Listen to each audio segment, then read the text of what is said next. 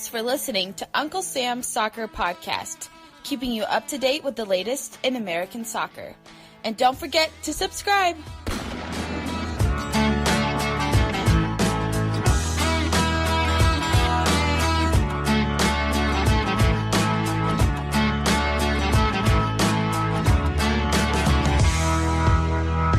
Hello, listeners, and welcome to Uncle Sam's Soccer Podcast. My name is Steven Jodorant. Joining me today is Jake Watroba, Armand Kafai, and Joseph Lowery of The Athletic.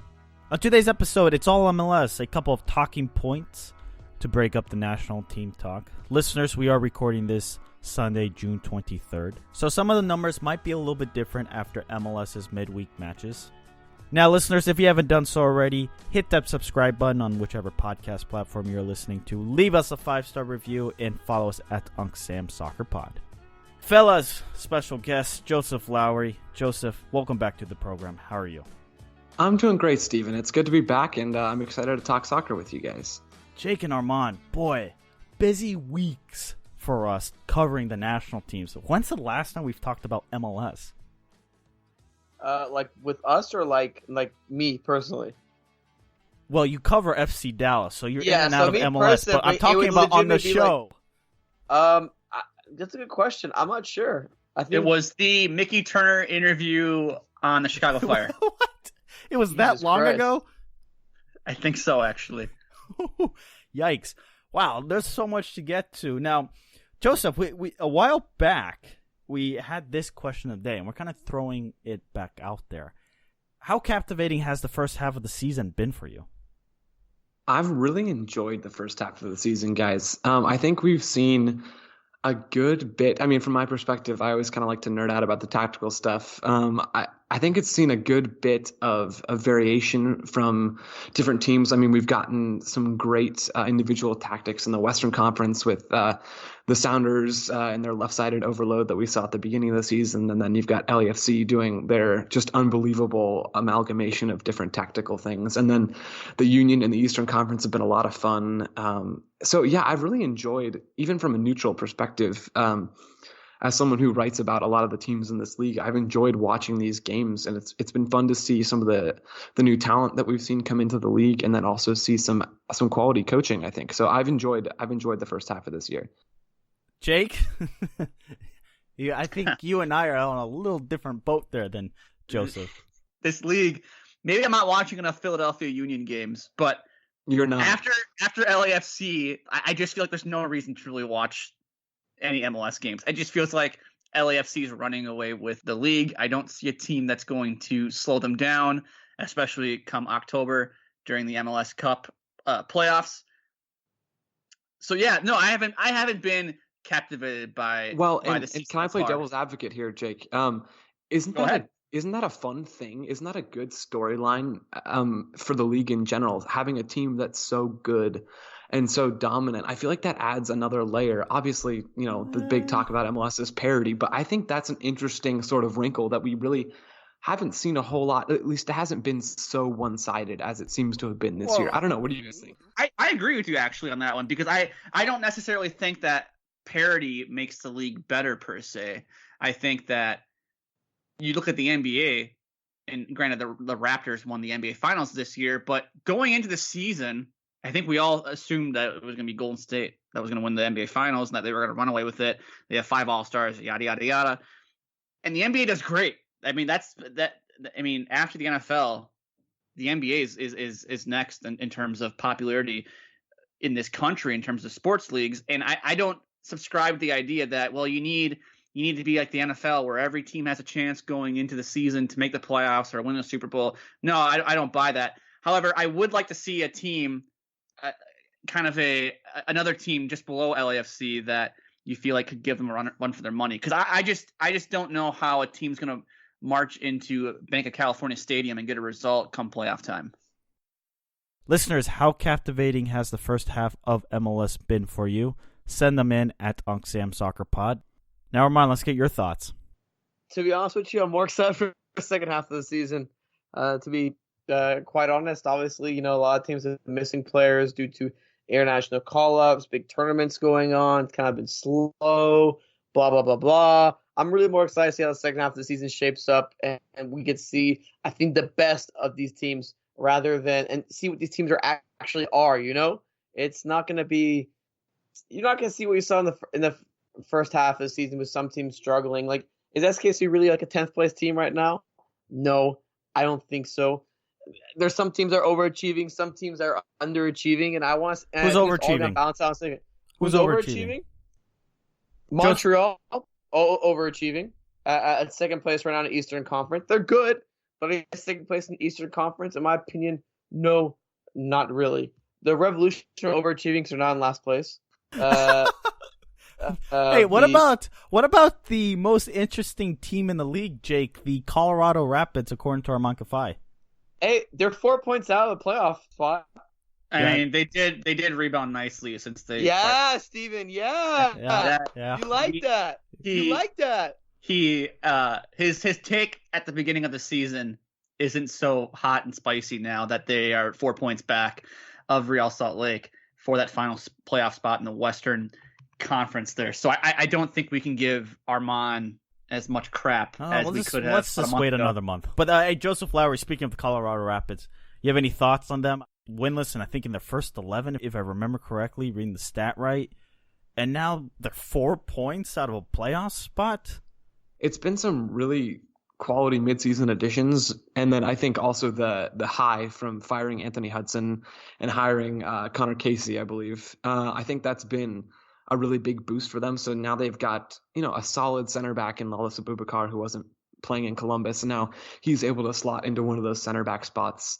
And then you also bring in a guy like Jonathan Lewis, who I honestly still don't quite know what to make of in terms of his overall skill set. But, I mean, he's an upgrade over what they had before, certainly. I think he's not necessarily starting every game, but he's been an impact player on the wing. So I think bringing in some good pieces in addition to that boost that comes with changing your tactics a little bit and your head coach, I think Colorado actually does have a chance to maybe sneak up. I don't want to say they're going to make the playoffs because I'm really not as high on them as Armand is, but I think they can make some noise in the like either the bottom tier of that 17 playoff bracket or at the upper part of the bottom of the Western Conference. Now, listeners, at Uncle Sam Soccer Pod, again, question of the day: how captivating has the first half of the season been? And I think the problem is it's been buried with a ton of international soccer, the World Cup, the Gold Cup. And it's going to be nice and a little bit refreshing once we could put the U.S. men's national team, the U.S. women's national team aside and really hone in on the second half of MLS. And for today's show, we're going to have a little grab bag. We kind of already talked about a few of the topics. But let's talk about the Philadelphia Union, a team that has struggled over the last couple of years, and now they're sitting pretty in the Eastern Conference.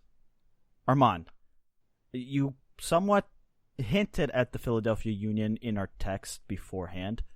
What are we seeing with this team? You know what? We're seeing a little bit of an overachieving team. I think they are overachieving a little bit. Look, what Jim Curtin has done, Joseph has talked about this a lot in his articles with their defensive schemes and how they transition and how they force teams to play a certain way. It's good, and the way they have been playing, it's been good. Hasn't been bad. And remember, this is without Marco Fabian, right? Because he's been injured a lot of time. That's supposed to be their big time signing, and now they bring in Andrew Wooten from Germany, who they hope they can bring a little bit of a boost as well. And they play fun soccer, they really do. But I don't see them as a first place team. They remind me a lot. I know we're making a couple NBA references of like the Denver Nuggets in the Western Conference, right? They were the 2 seed. Not a lot of teams were scared of them as a 2 seed. I think if you match up against the Union, whoever does, I don't think you're scared of the Union. I really don't. Any team in the East can beat the Union. I don't think they really have that much of a home field. Their home pitch, grass-wise, has been absolutely terrible. I'm not scared of the Union, Joseph. I don't know about you, but I'm not scared of them. If I'm going to match up as a team in the playoffs, I'm not scared. I'm not saying, oh, crap, it's number 1 team. It feels like LAFC, I'd be like shivering, like, oh, we're going to play the best team in the league. But I'm not that scared of the Union. Armand, at the heart of it, you're saying a lot of things that probably are correct. It's just, especially given how I think relatively weak the Eastern Conference is, and how I actually am extremely high on the Union. I think that they perfectly are worthy of that first place spot in the Eastern Conference, even with a whole half of the season left to go. I mean, Mark McKenzie hasn't even sniffed the starting lineup in a really long time for the Union. Jack Elliott and Austin Trusty are a pretty decent duo back there. And then they have Jaime Montero, who's been a great addition as like a number 8/number 10 in that diamond. He's played at both spots a little bit. And then you bring in a guy like Andrew Wooten, who you mentioned, who scored 17 goals in the 2 Bundesliga, which is, I guarantee you, something that Bobby Wood couldn't do. You get a guy like that who can score some goals in to go as one of those 2 strikers up top. I mean, I'm just really struggling to see between their versatility, and now I think they're actually going to have some forward and midfield depth. Maybe the one place where you could argue they don't have depth is fullback. But if those 2 guys can stay healthy, if Gaddis and Kai Wagner can stay healthy, I think we really could be looking at an MLS Cup contender here. But, obviously only time will tell. You could be MLS Cup contender. MLS Cup. Yeah. You guys can write that one down and rub it in my face when I'm wrong later on. But I'm high on the Union. As Armand's right, I have written about it a decent amount. And I'm a fan of what they're doing there. So let me ask you this, Joseph. Philadelphia, obviously somewhat against the norm over the last several years in spending a lot of money. They've invested in right players. They have Marco Fabian. They invested into that. That cost a pretty penny, but they really counted more on youth development. Am I wrong to say that? No, I think that's totally fair. They've focused on development a lot more than some other MLS teams so far. Does that bode well for clubs in the long term? I think it absolutely does. I think what the Union are doing can be looked at as almost a sort of model for how to build an MLS team on a somewhat limited budget, because you're right, they have spent on a few players. I'm not super high on the Marco Fabian transfer in general, and at this point it almost looks a little bit unnecessary. But I think spending some money, bringing in some guys that are proven producers either in some decent leagues in Europe or from other MLS teams, and coupling that with the youth development up, bringing in players like Austin Trusty and Mark McKenzie, Brenton Aronson, those are 3 guys who can clearly get it done at the MLS level and have potential to do even more. So I think with a limited budget, the Union are one of the teams with the best roster construction models in the league right now. The reason why I'm maybe looking ahead a little bit, but with the Union, right? They right now, as a playoff start today, they'd be the 1 seed, right? Their next matchup would either be against Atlanta or Red Bull. Now, to me, that whoever's in that 4-5 matchup, you're looking at that game, and you're saying, look, I'm not scared of this team. And honestly, you can say about the entire Eastern Conference. I don't have confidence in the Union sustaining this in the playoffs, especially. I think there's something that's going to go wrong in the playoffs for them. Well, it's funny you mentioned the Eastern Conference and teams like Atlanta, because they're currently sitting in 4th place in the Eastern Conference standings as we record this Sunday night. However, they are 2nd if you're going by points per game. What do we make of their, I guess, slow start to the season? Honestly, we shouldn't have been surprised. And maybe you guys weren't surprised. I don't know that I was overly surprised, but when you change, not only you change a coach and you change a set of tactics and overall strategy, but the whole culture inside of that team had to change inside of that locker room. And there have been several good stories written about how that culture shift affected the team and how it took the players a good long time to adjust. So now I think we're finally starting to see Atlanta United sort of look like how they should look. I mean, maybe it's not how I would set them up or how you guys would set them up in terms of tacticalness, tactics. But I think it's working for them. And I am scared of Atlanta United. If I'm an opposing team, I'm afraid of the attacking talent that they have, and also their seemingly pretty solid defensive structure as well. So not necessarily, especially in hindsight, surprised by the slow start, but Atlanta right now I think are definitely trending upward. Right, and listeners, we are recording, as Jake mentioned, June 23rd, Sunday night, and there's MLS midweek, so the statistics might be a little bit different come after MLS midweek. Now, Joseph Martinez is now sitting on 10 goals. Do you think, Armand, that Atlanta United, a team that you've criticized, I don't know if you're the biggest De Boer fan, But did it take some time for Joseph Martinez to find his position and just get comfortable in the new system? And I don't think you can go without mention that Joseph Martinez lost an important player in Miguel Almiron in the midfield that helped him set up a lot of his goals. Guys, I don't think us as media or even fans realize how good of a player Miguel Almiron was in MLS.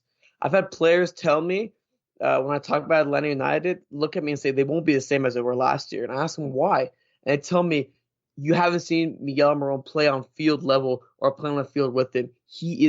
They talk about how ridiculously fast he is, how ridiculously shifty he is with his feet, how his vision's everywhere, his work ethic, all these things they talk about. And we're starting to see it with Paraguay in Copa America. And we saw a little bit with Newcastle before he got injured. He is a very special player, and they're struggling to replace that with Pity Martinez, who's kind of not really adapting well to MLS. I think Joseph lost Miguel and had to kind of adapt. But let's not forget, a lot of Joseph's goals, I think it was around 8 or 9 of them last year, were penalties. And a lot of those were also created by, and a lot of those goals he scored were being at the right place at the right time. If he can't get that service, he's not going to score. Joseph is not going to be that guy who's going to beat like 4 players and bang a shot in. He's going to be the guy who's going to get the job done and be the most efficient finisher you have. It has been an adjustment period for Atlanta, but I still think they're being held back. They're only sitting on, at this moment, 19 goals, guys. You know who has less goals in the Eastern Conference? The bottom 3 teams: Columbus, New England, and Jake's favorite FC Cincinnati. In the Western Conference, there's only one team that has equal amount of goals, and that's Vancouver. Everyone else has more. I feel like their high power attack is being held back, and maybe that'll help with Barco, returning from U20. I know he played a little bit, but I feel like they're being held back, man. So, Armand, it sounds like you're suggesting that Frank de Boer is to blame for the lack of goal scoring then. I really want to say so, because Joseph, you might want to hold the reball a little bit more and let it all out in a few seconds. But I feel like they're being held back. And I know Jake agrees to a degree. I think they're playing possession just for possession. Now with Tata Martino, they're playing vertical, attacking, going up the pitch. They weren't playing possession for possession. A lot of times and Dallas does this a lot too.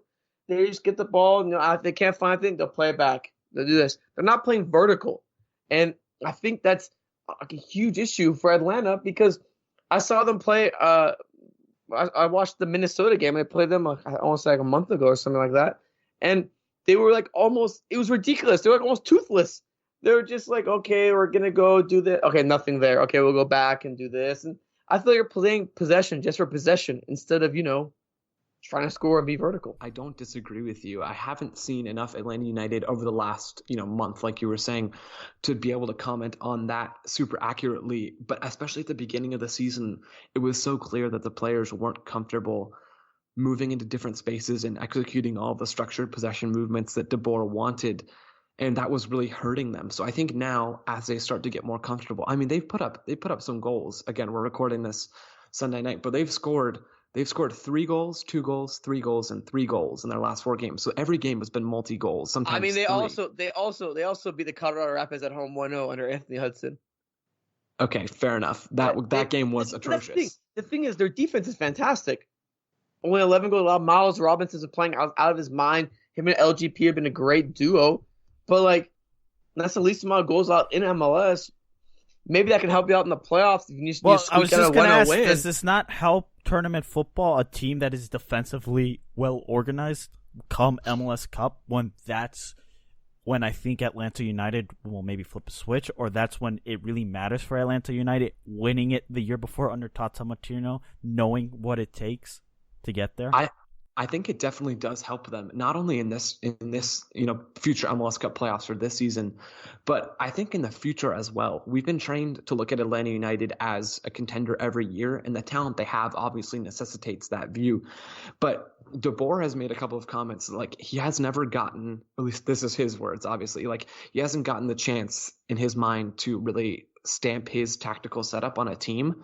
And so I'm just imagining what Atlanta United could look like next year and the year after if DeBoer stays on. Again, you can criticize him for the transition period this year, but if Atlanta United can be a defensive juggernaut and then also use their attacking talent to break some lines in possession and look less toothless like Armand talked about, they could be legitimately scary, year in and year out if they can keep their talent level high. So it's been a rough period at the beginning of this year, but I think they're prepped for MLS Cup playoffs this season and beyond, honestly. Listeners, at Unc Sam Soccer Pod, at Joe and Cleats, at Armand Kafai, at Jake Watroba, at Steven Jordan, send in your thoughts as we discuss some MLS season, the first half here. Now let's move it on. Armand, let's talk about the club that you cover. And it's this FC Dallas, a youth movement that has seen players come and go due to call-up, just a lot of player movement in general. What is the feeling surrounding this squad? This squad last night, now I'm going to bring Sunday, last night, played an all U20 midfield. Paxton Pomacall, Brandon Cervania, Edwin Cerrillo. Started an 18-year-old forward in Jesus Ferreira. Subbed on a 16-year-old, Leon Match and Ricardo Pepi. Subbed on a 17-year-old in Brian Reynolds, led on into the match. Luchi Gonzalez kind of downplayed and said, you know what, like maybe I won't be the guy that plays all youth or whatever. That's a lie, man. He has been playing almost all the youth, and it's starting to show a little bit like, hey, look, you're believing in these guys, and they're starting to get confidence, starting to play well. And one thing I noticed after a match on Saturday, the win against Toronto, the locker room was fun, energetic. They were laughing, joking around. The chemistry among these guys is so strong. You spend a month in Poland and your boys come back, like all the chemistry between the guys are going to be strong. Look, a lot of people are criticizing Luchi Gonzalez for some results that just weren't good. But, he's starting to establish an identity and a philosophy of this team, and he hasn't had an opportunity to bring in his own players. I would say almost zero of the players they brought in were Luchi Gonzalez players. They were brought in before Luchi. Zdeněk Odrosnik, the Cobra, not Luchi Gonzalez signing, and it shows he barely plays for a team. Brian Acosta, yeah, but not really. Dallas tried to sign him last year. Luchi Gonzalez hasn't tried to bring in his guys, and he's still getting results. They're still seeing comfortably in the playoff position in the Western Conference. But what's the ceiling with this team? Are they a year too soon, or is this a team that is piped for success down the road, and this season might not be that year? I'm going to interrupt you. I'm going to interrupt you guys. I think this team will always be 1 year too early. Because if you're a developing team, you're not going to get the guy in his prime or whatever. They're always going to be developing, right? Because you're a developing club. You're going to flip them to Europe. That's the goal, and that's their goal, and that's everyone's goal within the team. So they're always going to be 1 year too early because they'll never get a player in their prime. Maybe they'll hit a run and they'll get lucky or get some wins and have an amazing run of form. But if you're a developing club, you're never going to and they're not Ajax guys. Like, they're not spending the most. They're not that's not them. It's always going to be 1 year too early, in my opinion. I don't see them ever having a full strength because as soon as a guy gets hot, you flip him. You're not going to have him there. Am I wrong, Joseph? I don't think you're wrong. And it's an interesting place to be in terms of the general MLS landscape, to be a team like FC Dallas, who, with the hiring of Luchi Gonzalez, and then obviously, like you're talking about, they have all these homegrown guys that are actually getting minutes. It's a great thing for fans of the United States men's national team, but I don't know how I'd feel if I was an FC Dallas fan. I think you can appreciate the entertainment value that comes with seeing these kids play and, getting to watch some of the future stars for, maybe some of these European teams and also for the national team. But I think Armand's right. I think they're really going to be 1 year too early. This year, I think they're certainly 1 year too early. Obviously, we've talked about how LAFC have that, stronghold on the Western Conference at the top of the conference right now. But Dallas, I think this year is still a little bit too inconsistent. They're still trying to understand and execute Luchi Gonzalez's philosophy. Obviously, they have a much stronger understanding of that now than they did at the beginning of the season. But they're definitely 1 year too early this year, and I really don't see that changing anytime soon unless they start to balance some more. If they can flip some of the young prospects for significant transfer fees, include some sell-on clauses, and then use that money to expand their academy and go after some some higher profile, more experienced talent, then at that point, maybe that starts to change. But for now, FC Dallas are going to be stuck in that middle sort of purgatory in the Western Conference. Guys, I want to talk about one more team that has performed inconsistently so far this MLS season. Let's talk Portland Timbers. They had a string of matches on the road to start the season with the renovations being done to Providence Park. Armand, we'll start with you. How helpful will home field be for this club for the second half of the season? Look at DC United and what happened last year. They became super hot. Add Wayne Rooney, add their home stadium, boom. The same recipe is being held right here. Adding Brian Fernandez, who at this time recording 8 goals in 6 matches, including Open Cup play. Amazing DP forward. The offense is flowing. You're in front of a great crowd. You just beat Houston 4-0. It is so important. So important. I think this is kind of a recipe for some of these teams, very expanding stadiums. Like, yeah, take your L's in the beginning of the season. We know MLS beginning of the season doesn't really matter. We'll take your L's then. Now play at home for like 15 or next 18 games or something like that. It's ridiculous. That's such an advantage. I feel like, sure, the matches get congested or whatever, but I feel like it's such an advantage to these teams because you just come in the playoffs hot. And what do you know about MLS? You come in the playoffs hot, you're usually golden.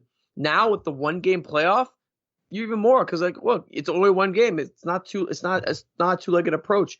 So I'm interested. I think they'll be fine. I think they'll be a top 3 or 4 team in the West, to be honest. So I'll go top 3 for being a little ambitious.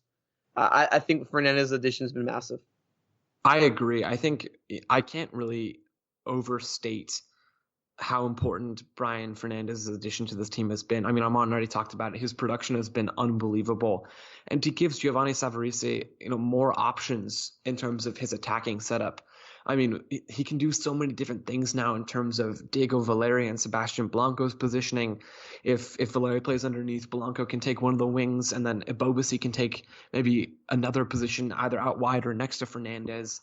I mean, there's just so many different options that he has.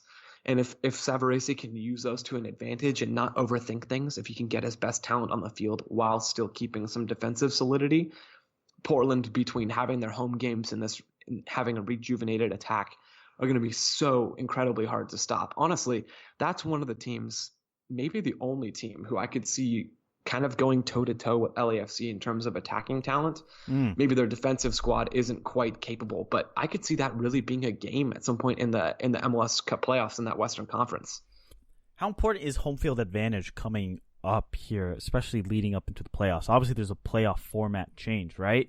So if you're Portland, knowing that you have an advantage at home, knowing that your season is turned around, you have to try to get up to a top 3 seed, right?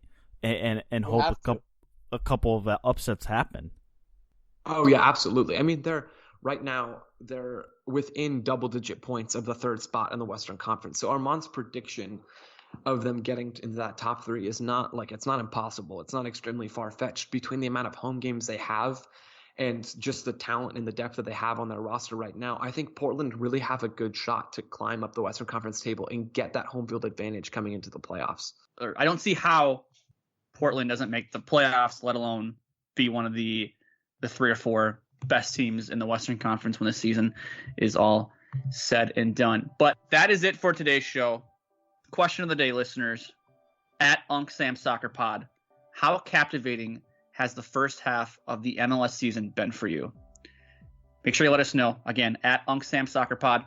You can follow our guest, Joseph Lowery of The Athletic, at Joe and Cleats. You can follow Armankafai at Armankafai, and you can follow Steven Jodaran at Steven Jodaran. You can follow myself at Jake Watroba. We'll talk to you guys next time. Deuces.